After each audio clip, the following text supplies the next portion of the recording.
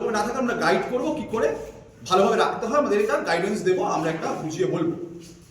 But উনি আমাদের সাথে, আমি ছিলাম না, আমাদের অন্যান্য মেম্বার ছিল, উনি ঝগড়াতে বেঁধে যায়। বাট আমি ধন্যবাদ জানাবো আমাদের মেম্বারকে, পছন্দের মেম্বারদেরকে, যে তারা বাজেভাবে রিয়াক্ট করেনি।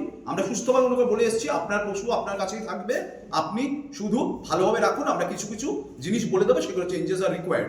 কারণ কি একটা ছোট্ট স্পেসে এত কুকুর, এত বেড়াল, এত রকমের প্রাণী রাখছেন, এক্সপায়ার্ড মেডিসিন এখানে স্টোর করা আছে, এটা সঠিক না।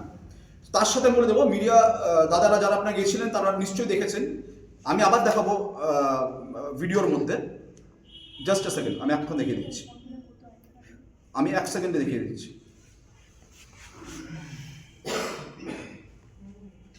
এই যে আরো অ্যালিগেশনস উনি দিয়েছেন, আমি 1 সেকেন্ডে দেখাচ্ছি।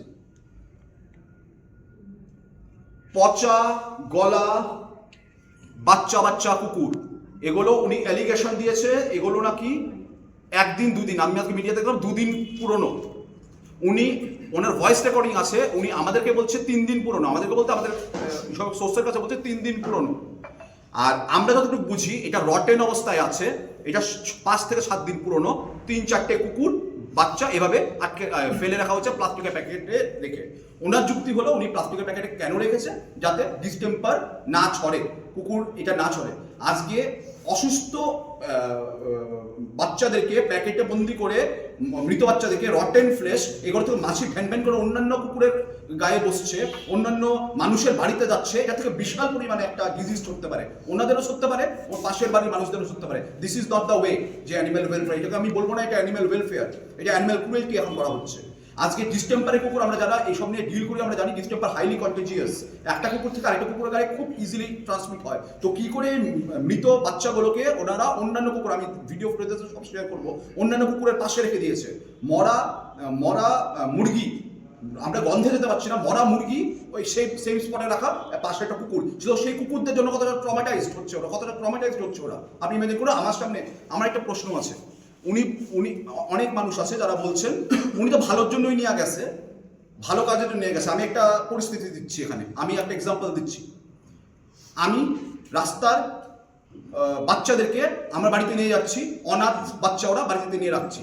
আমার রিসোর্সেস নেই, আমার লাইসেন্স নেই, আমার এনজিও না, আমি গভর্নমেন্টের কোনো বডি না, বাড়িতে 100 বাচ্চা আমি পুড়ে দিলাম, মানুষের বাচ্চা আমি পুড়ে দিলাম। সেই বাচ্চাগুলো আমার, যেহেতু আমার রিসোর্সেস নেই, ট্রিটমেন্ট ছাড়া মরে যাচ্ছে, কোনো ট্রিটমেন্ট পাচ্ছে না, ক্রুয়েলটি হচ্ছে, ওদের মারা যাচ্ছে। তারপরে তাদেরকে প্যাকেটে পুড়ে আমি 5 দিন 7 দিন ওখানে বাড়ির মধ্যে রেখে দিলাম। সেটা নিয়ে আপনারা এবার কি বলবেন? কুকুর বলে আপনাদের মনে হচ্ছে ভালোর জন্য নিয়ে গেছে, সস্তা জিনিস। সেটা যদি আজকে মানুষের বাচ্চা হতো, তখন প্রশ্নটা আমার আসে, সেটা কি হতো? আমরা কুকুর আর মানুষের মধ্যে কোনো ডিফারেন্স দেখি না। আমি ওনার বাড়ির মহিলা যে ওনার বাড়িতে থাকে, ওনার ফুটেজ আছে, আমি দেখিয়ে দিচ্ছি, এখন আমি দেখিয়ে দিচ্ছি ওনার ফুটেজ। উনি বলছে, 1 সেকেন্ড, আমি এখন দেখিয়ে দিচ্ছি।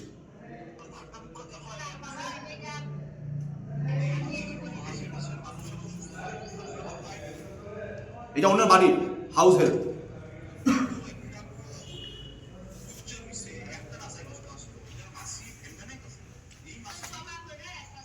জমা কইরা বলতে সবগুলো কুকুর লাস্ট, আবার বলবো ভিডিও এভিডেন্স আছে আপনাদের কাছে দিয়ে দেবো আমরা।